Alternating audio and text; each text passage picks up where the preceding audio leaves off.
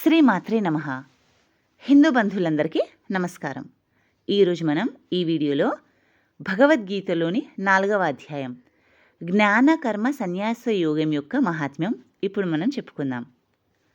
పరమేశ్వరుడు పార్వతీదేవికి భగవద్గీతలోని 4వ అధ్యాయ మహాత్మ్యం ఈ విధంగా చెప్తున్నాడు.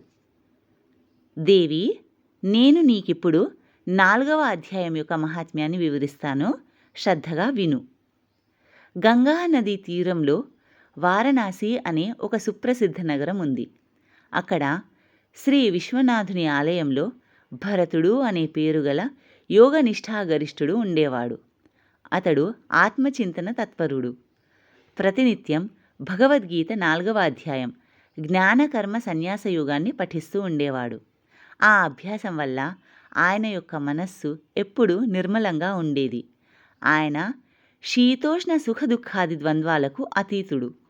ఒక సమయంలో ఆ తపోధనుడు కాశీపట్టణం చుట్టుప్రక్కల ఉండే దేవతలను దర్శించుకునే నిమిత్తం నగరం నుండి బయలుదేరాడు. అక్కడ 2 రేగు చెట్లున్నాయి. వాని క్రింద ఆయన విశ్రాంతి తీసుకుంటున్నాడు. ఒక చెట్టు నీడలో శిరస్సు, 2వ చెట్టు మొదట కాళ్ళు పెట్టుకొని విశ్రమించాడు. ఆయన లేచి వెళ్ళిపోయిన తర్వాత 5-6 రోజుల్లోనే ఆ 2 చెట్లు కూడా పూర్తిగా ఎండిపోయాయి.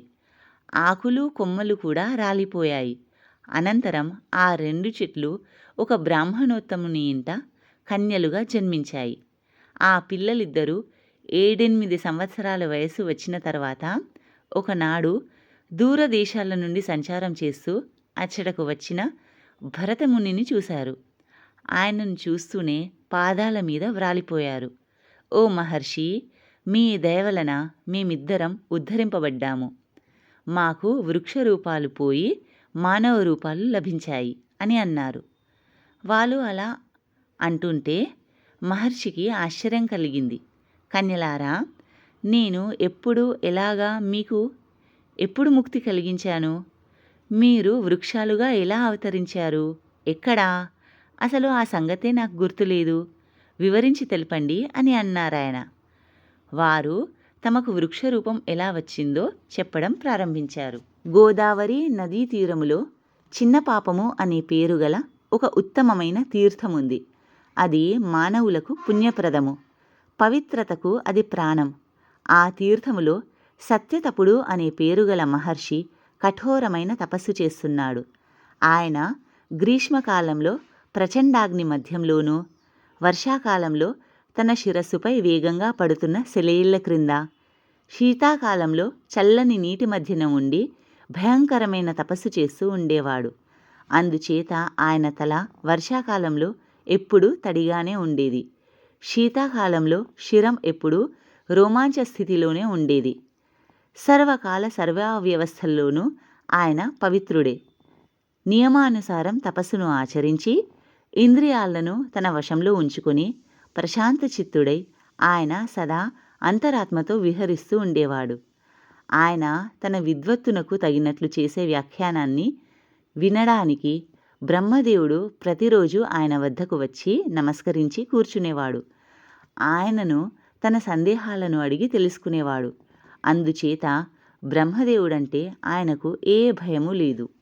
ఒక్కొక్కసారి బ్రహ్మ వచ్చేసరికి కూడా ఆయన తపస్సు పూర్తయ్యేది కాదు. పరమాత్మయందు నిరంతరం తన మనస్సు లగ్నం చేయడం వలన ఆయన తపశ్శక్తి మరింత వృద్ధి పొందుతూ వచ్చింది. ఈ సత్యతప మహర్షి జీవన్ముక్తిని పొందితే తన ఇంద్ర పదవికి ముప్పు వస్తుందని భావించి దేవేంద్రుడు ఆయన తపస్సునకు అనేక విధాల విఘ్నాలు కలిగించాడు. మేము అప్పుడు దేవేంద్రుని కొలువులో అప్సరసలుగా ఉండేవాళ్ళము. ఇంద్రుడు మా 2 అప్సరసలను పిలిచి, మీరు ఆ తపస్వి యొక్క ఏకాగ్రతకు భంగం కలిగించాలి. అందువల్ల అతని తపస్సు భగ్నం కావాలి.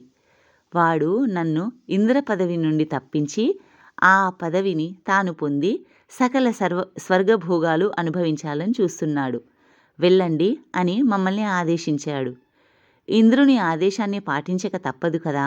మేమిద్దరం గోదావరి తీరం చేరి ఆయన తపస్సు చేస్తున్న ప్రదేశం సమీపించాము. గంభీరంగా మ్రోగింపబడుతున్న మృదంగ ధ్వనులు, మృదు మధురంగా సాగుతున్న వేణుగానం వీని మధ్య ఇతర అప్సరస కన్యలతో పాటు గానం ప్రారంభించాము. ఇంతేకాదు ఆ యోగేశ్వరుణ్ణి మా వశంలోనికి తెచ్చుకునుటకు మేము సర్వతాళ లయబద్ధంగా నృత్యం కూడా చేయసాగాము. మధ్య మధ్యలో ఒయ్యారముగా మా పయ్యెదలు కూడా జారుతూ ఉండేవి. మత్తెక్కించే కామవికారం ఆ మునికి కలిగించాలని మేమిద్దరం మా ప్రయత్నమంతా చేశాము. కానీ నిర్వికార చిత్తుడైన ఆ ముని మా చేష్టలకు ఎంతమాత్రం లొంగిరాలేదు. పైగా క్రోధాతిరేకంతో కమండలంలోని నీళ్లు చేతిలో పోసుకొని మా మీద చల్లి, దాసులారా, మీరిద్దరూ నా తపస్సునకు భంగం కలిగించ చూశారు. కాబట్టి ఈ గోదావరి తీరంలోనే రేగు చెట్లై పడి ఉండండి అని మమ్మల్ని శపించాడు. మేము భక్తితో వణికిపోయాం. ఆ మహర్షినే ప్రార్థించాము. మహాత్మా, మేము పరాధీనులం కదా, కావున మా వలన జరిగిన దోషాన్ని మన్నించి మమ్మల్ని క్షమించండి అని వేడుకున్నాము. పవిత్రాత్ముడైన ఆ ముని శాంతించి ప్రసన్నుడై మాకు శాపావసానం అనుగ్రహించాడు. ఇక్కడికి భరతముని వచ్చినప్పుడు మీ నీడన విశ్రమించినప్పుడు మీ శాపం తొలగిపోతుంది. తరువాత మీరు మానవలోకంలో జన్మిస్తారు. మీకు పూర్వజన్మ జ్ఞానం కూడా ఉంటుంది అని ఆయన సెలవిచ్చాడు. మహాత్మా, అలా మేమిద్దరం వృక్షాలుగా అవతరించాము. ఆ సమయంలో మీరు వచ్చి మా నీడలో విశ్రమించి భగవద్గీతలోని 4వ అధ్యాయాన్ని జపించారు. అందువలన మేము ఉద్ధరింపబడ్డాము. మేము మీకు కృతజ్ఞతలతో కూడిన ప్రణామాలను అర్పించుకుంటున్నాము. మీరు మమ్మల్ని కేవలం శాపం నుండే కాదు, ఈ భయంకరమైన ప్రపంచం నుండి కూడా గీతా చతుర్థాధ్యాయ పఠనం వల్ల ముక్తి కలిగించారు అని ఆ కన్యలు అన్నారు.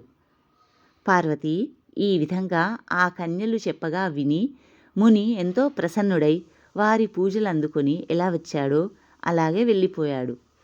ఆ కన్యలు కూడా ఎంతో భక్తి శ్రద్ధలతో ప్రతిరోజు భగవద్గీత 4వ అధ్యాయాన్ని చదువుతూ ముక్తిని పొందారు. ఇది భగవద్గీత 4వ అధ్యాయ మహాత్మ్యము. దీనిని విష్ణుమూర్తి లక్ష్మీదేవికి, పరమశివుడు పార్వతీదేవికి వివరించారు. దేవాధిదేవులైన శ్రీ మహాదేవుడు మరియు శ్రీ మహావిష్ణువు యొక్క కృపా కటాక్షాలు ఆశీస్సులు సదా మనందరిపై ఉండాలని కోరుకుంటూ స్వస్తి. జై శ్రీమన్నారాయణ. ఓం నమః పార్వతీపతే. హర హర మహాదేవ హర. శంభో శంకర.